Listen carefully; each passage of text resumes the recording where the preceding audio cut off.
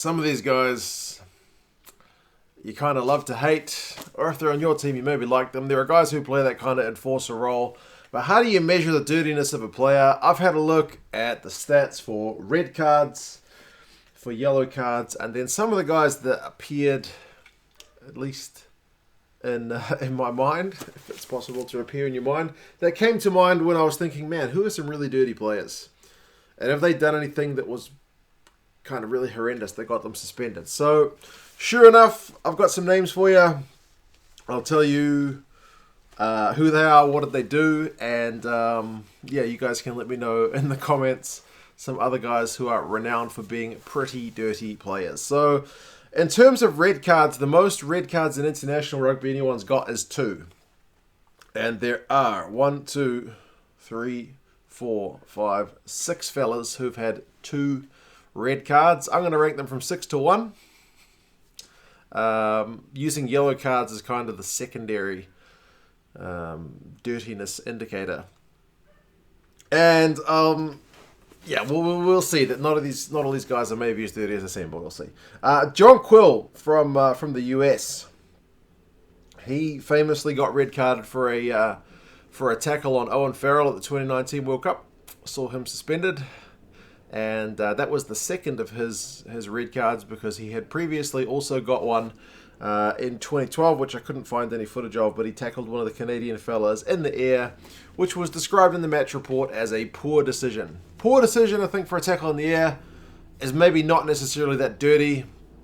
High tackles can be kind of dirty, but when I'm thinking dirty, there's certainly worse stuff than you can do than high tackles, although high tackles can be pretty bad. Interestingly about him, he's had 2 red cards, but no yellow cards. He goes full bore, and that's it. After him is a guy who I couldn't find much information about at all. Full name is apparently Jonatas Santos Paulo, but his, I guess, nickname, which he seems to go by, is Shabal Paulo, and I just thought of Sebastian Shabal. So he's had 2 red cards, Brazilian prop. I couldn't find anything in match reports or footage about what he did, but he played 24 matches for the Brazilian national team between 2012 and 2018, had 2 red cards and 1 yellow card. So kind of like John Quill. He's got a better performance level with his red cards than his yellows. 2 red cards in 24 matches is a seemingly quite high return in terms of, getting red carded. There's 2 guys who have 2 reds and a yellow. The other one is Alassana Tuilangi, famously played for Samoa. Big fella, a very big fella. He put on a pretty high shot on Jean de Villiers. I kind of laugh about it, but it was pretty bad. Like, the media described it as an attempted murder almost, the way he did it. It was a pretty big high shot. Sure enough, he was red carded for that one. Again, he is a big fella, so he's more prone to that tackle going high. And this other one was a dangerous tackle in a match against England, and then there was a big brawl. Lewis Moody got involved with that one, and both of them got red carded. So 2 red cards for him, and also a yellow card. Another guy who I couldn't find any footage of, but I did find the match reports at least. Mario Sagario from Uruguay. Again, probably a guy that I should know better than I do when I was doing the research of him. Man, the guy had a huge career, 2006 to 2019. He had 3 yellow cards in his career and 2 red cards. 1 in 2011. In a qualifying match against the USA. Couldn't find much against him for that one, other than that he got red carded. And the other one in 2017 against Chile in the America's, what do they call that one? America's Nations Cup? Pacific Nations Cup? No, must have been America's because they're not in the Pacific Nations Cup. Apparently he struck his opponent in that game. So that again. Would you consider a strike more dirty than a high tackle? Because a strike is obvious intent, whereas high tackle can just be a bit of careless play.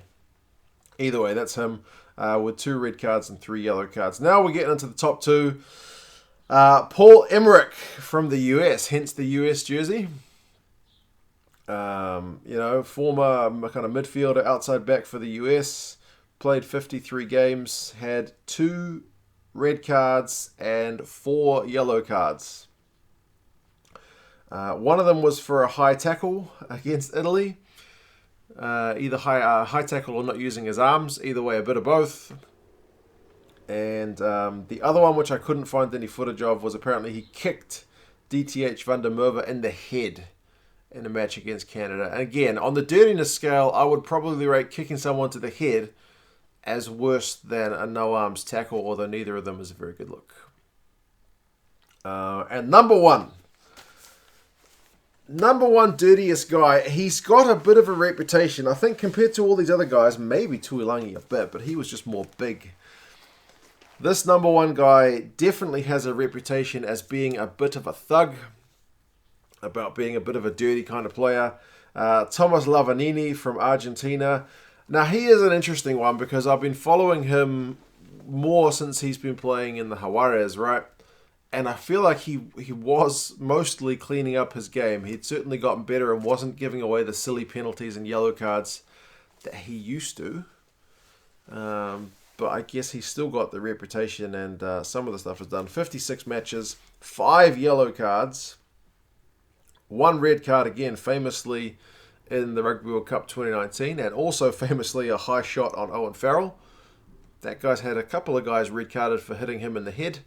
So yeah, 1 red card on Farrell, and then the other one, interestingly, kind of wasn't all that dirty when you're talking about dirty plays. He had 2 yellow cards in a match against the Springboks, and the second one was just kind of slapping down or deliberate knock on for an attempted intercept. So that doesn't kind of get into the real horrendous kind of dirty play that you might thought of. So yeah, 2 yellow cards led to a red. So he leads the way with 2 red cards, 5 yellow cards. Thomas Lavanini. You could argue, based on red cards and internationals alone, plus the yellow cards to top it up, the dirtiest player in World Rugby. I still don't think so. Just based on that, I mean, other guys who I should mention top the way in yellow cards. Michael Hooper's had more yellow cards than anybody else with 8. He's never been red carded though. And Vito Koliashvili from Georgia also has 8 yellow cards. So both those guys are first equal in terms of yellow cards. Jamie Cudmore from Canada, who was famously a bit of an enforcer, he has 7 yellow cards, but I didn't think he had any reds. Brian Habana had 7 yellow cards. That I certainly don't remember about him in his career. I'll have to go look that up. Quade Cooper had 6. Most of the guys, when you look at the list, it's locks, it's loose forwards, props, forwards basically.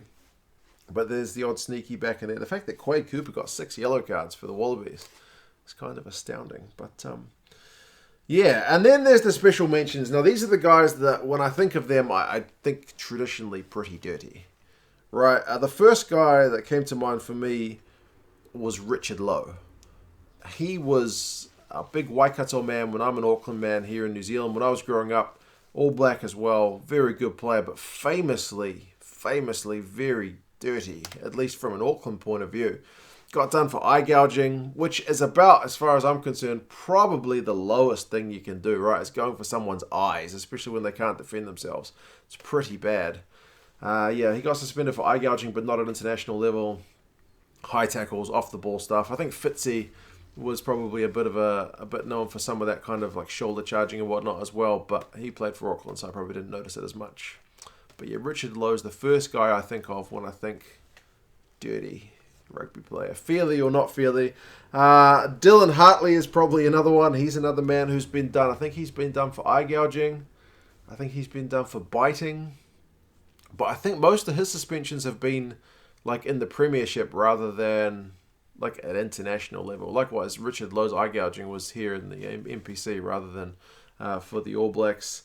Bucky's Bota is another man who you think, although I had a look through his disciplinary record, it didn't seem quite as bad. I think he's been done, I think maybe eye gouging and a headbutt. I think he's had suspensions for. But for some reason I seem to have a bit more respect for that man. I don't know what it is. I know he was a bit of a brutal player, but yeah, definitely one you admire. Not to pick on the South Africans, but Skalk Burger, I couldn't help but mention him after watching that Lions 2009 game the other day. I mean, that was like 28 seconds into the game. I don't know what was going through his mind. That was mental. Can't believe he did that, but again, still a top competitor and a top athlete. But yeah, those are some of the guys that came to mind. You guys let me know other players you think of when you think of dirty players. Is there any particular incident that you look back on and think about when you think of them being, a bit less than kind of gentlemanly on the field? I mean, what is that saying about rugby? It's a game for thugs played by gentlemen or something? I mean, yeah. So, either way. I don't mind hard tackles. Some tackles slip up. Sometimes it's a bit clumsy. You take out a guy in the air. You get 2 yellow cards for a slap down, and then you get recarded. It's a bit tough, but eye gouging and some other stuff does probably cross the line, eh? But yeah, you guys let me know your thoughts, and I'll talk to you again soon. See you later.